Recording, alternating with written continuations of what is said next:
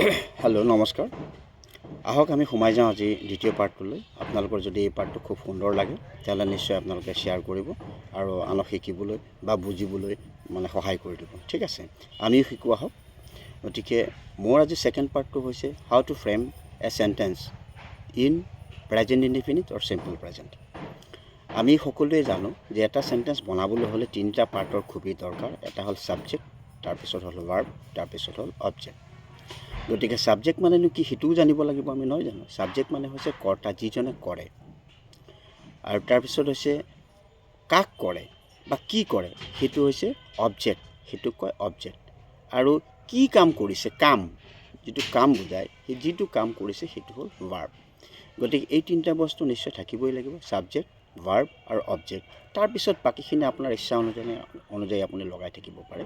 এতিয়া কথা এটা কওঁ, যিহেতু আমি আগতে গম পাইছিলোঁ যে প্ৰেজেণ্ট ইনডিফিনিট চেণ্টেন্স হ'বলৈ হ'লে অসমীয়াত যিটো চেণ্টেন্স আমি পাম, সেই চেণ্টেন্সৰ ক্ৰিয়াটোত লাষ্টত কি হ'ব লাগিব, যিটো ক্ৰিয়া ৱৰ্ডটো যিটো থাকিব, শব্দটো থাকিব, তাৰ শেষৰ ফালে কি থাকিব লাগিব, উ থাকিব লাগিব, নতুবা অন্তস্থ য় থাকিব লাগিব, বা কি থাকিব লাগিব, ৱা থাকিব লাগিব, নহয় জানো?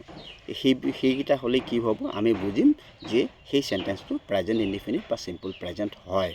এতিয়া যেনেকৈ এটা সাধাৰণ মই এক্সাম্পল দিবলৈ ওলাইছোঁ, যেনেকৈ মই ভাত খাওঁ, নহয় জানো? মই ভাত খাওঁ, সেইটোৱে। এতিয়া ছাবজেক্ট কোনটো হ'ব, কোনে, হু বুলি প্ৰশ্ন কৰক। সেই চেণ্টেন্সটোক আপুনি হু বুলি প্ৰশ্ন কৰক, কোনে খাইছে, তেতিয়া উত্তৰ ওলাব মই, নহয় জানো? গতিকে মইতো ডেফিনেটলি কি হ'ল, ছাবজেক্ট পালোঁ। কি কাম কৰিছে তেওঁ, খোৱা কামটো কৰিছে, গতিকে খোৱাটো কি হ'ব, তাৰমানে ইট, সেইটো কি হ'ব, ভাৰ্ব। কাক খাইছে বা কি খাইছে সেইটো হৈছে আপোনাৰ অবজেক্ট বা কৰ্তা, কৰ্ম, নহয় জানো? গতিকে আমি গোটেই ছাবজেক্ট প্লাছ ভাৰ্ব অবজেক্ট গোটেইখিনিয়ে পালোঁ। প্ৰেজেণ্ট ইনডিফিনিট চেণ্টেন্স লিখিবলৈ হ'লে আমাৰ যিটো হয়, যিটো গঠন হয়, গঠন শৈলীটো হৈছে subject plus main verb plus object হ'ব লাগিব। তেতিয়া আমি কি পাম, এটা প্ৰেজেণ্ট ইনডিফিনিট চেণ্টেন্স আমি বনাব পাৰিম।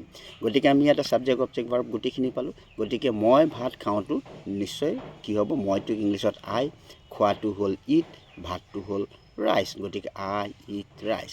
বাকীখিনি আপুনি পিছফালে যিকোনো এক্সপ্লেনেশ্যন আপুনি লগাই থাকিব পাৰে, এক্সট্ৰাকৈ আপুনি লগাব পাৰে। সেইখিনি আপুনি কেনেকৈ লগাব, যেনেকৈ মই ভাত খাওঁ, ক'ত খালোঁ, ধৰা মোৰ কি হ'ল, কি বুলি কয়, ডাইনিং হলত। I eat rice in our dining hall, sitting on a chair with my father, with my mother. এনেকৈ ধৰণৰ আপুনি বিভিন্ন ধৰণৰ লগাই থাকিব পাৰে, নহয় জানো? খালি প্ৰথম চেণ্টেন্সটো হ'ল মই ভাত খাওঁ, আই ইট ৰাইচ।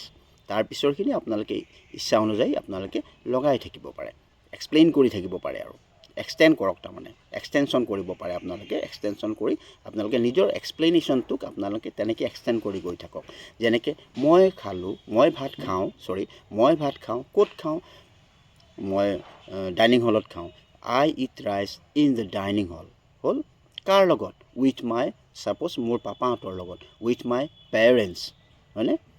আই ইট ৰাইচ কেতিয়া, ধৰক morning, I eat rice in the morning, in the dining hall, sitting on a chair with my papa, with my mama, বা with my parents, with my family. এইটো আপোনাৰ কথা, আপুনি কেনেকৈ লগায়।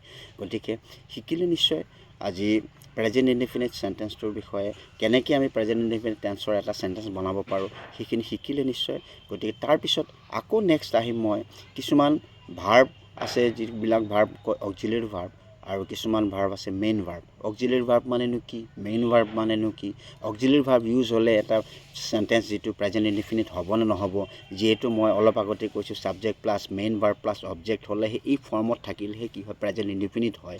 গতিকে যদি অক্সিলিয়েৰী ভাৰ্ব লগোৱা থাকে তেতিয়াহ'লে সেইটো হয় নে নহয় সেইটো জনাম, নিশ্চয় নেক্সট পাৰ্টত জনাম, আপোনালোকে চাই থাকিব।